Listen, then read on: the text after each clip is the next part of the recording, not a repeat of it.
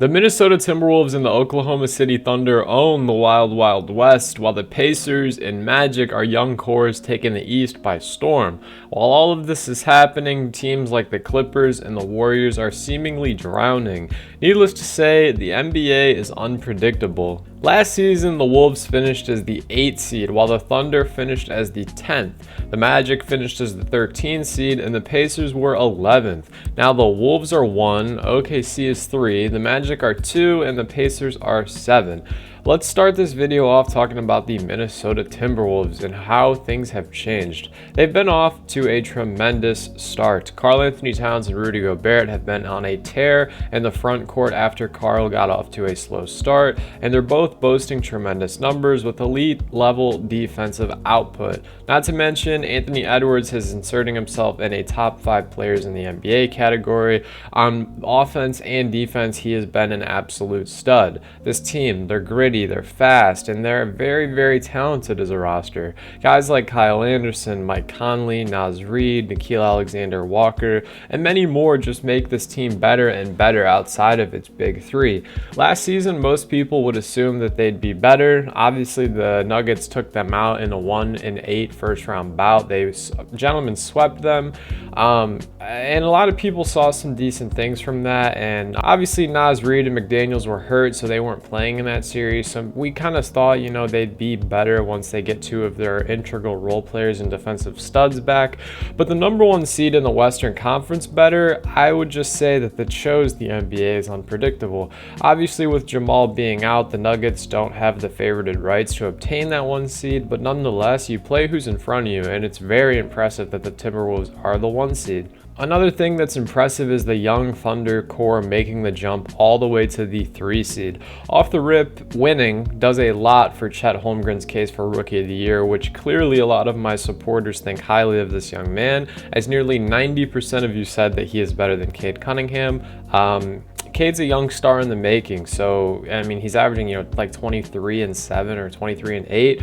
And yes, he's not winning, but he's still a great NBA player, so it says a lot that you guys say that Chet's greater than him. The Thunder's offensive scheme has been very, very interesting, but also very, very efficient. They're 22nd in three-point attempts a night at 31.2. However, they are number 1 in percentage in their makes. It's something else that would be deemed unpredictable, just because of the fact that Shai Gilgeous-Alexander, their star-studded superstar, is the leader of this team, and he is not what you would call the best or the most volume 3-point shooter. It seems like the only time he's taking 3-point shots is when the shot clock says, hey, it's time to get rid of it. So it just goes to show that the rest of this team is doing excellent at not only knowing their role, but pulling their weight in that aspect. Isaiah Joe, Chet Holmgren, a lot of these guys, I believe Isaiah Joe is shooting 50% from 3, which is obviously the volume isn't 6 shots every night, but some nights we're seeing him go 6 for 6 or 4 for 4 or 3 for 3. It's absolutely remarkable.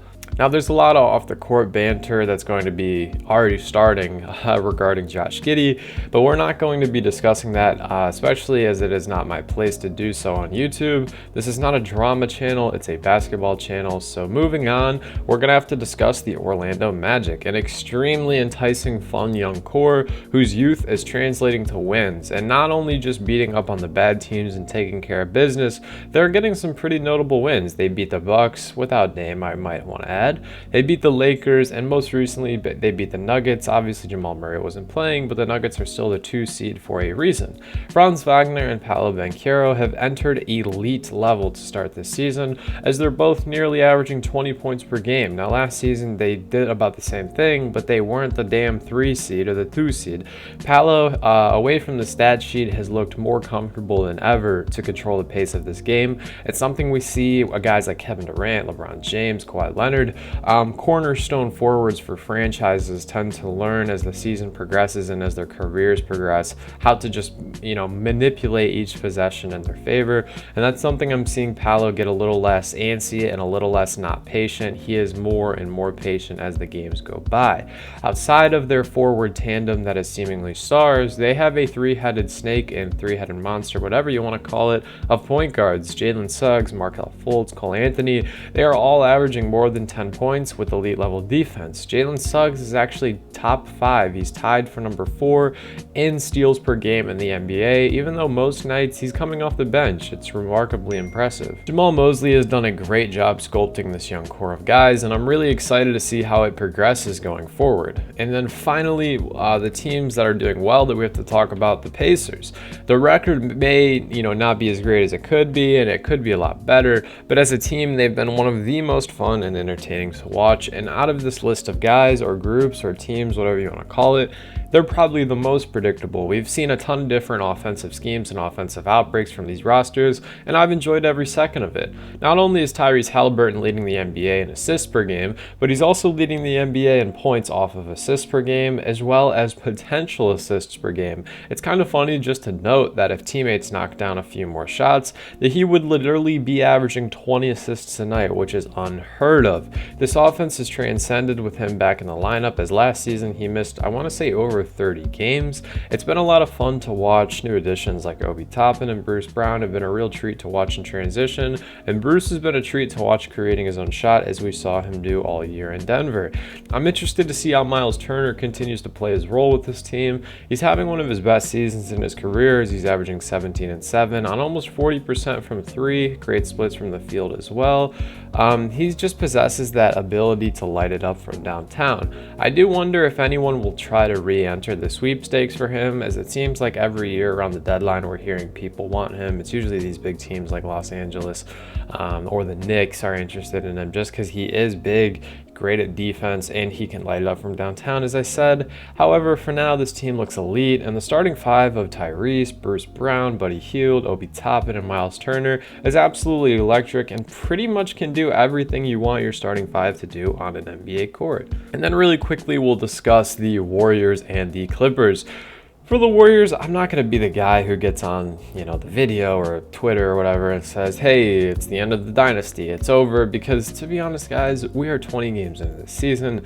Clay doesn't look that great, Draymond's fighting suspension, Andrew Wiggins is clearly in a slump, and Steph Curry seemingly has no help.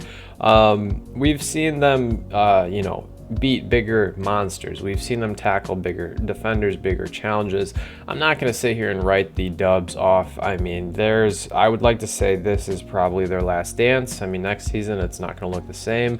Obviously, Klay Thompson doesn't look, as young or nimble as he does. Knee injuries and Achilles injuries will do that to you, or Achilles injuries will do that to you.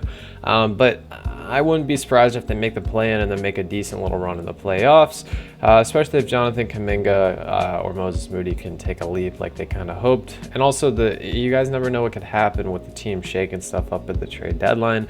As for the Clippers, they're seemingly hitting their stride a little bit. I think they're 3 wins in a row or 2 wins in a row. Granted, they were on the Spurs, but you play who's in front of you. And I think for the Clippers, it's also new. James Harden isn't even in shape yet.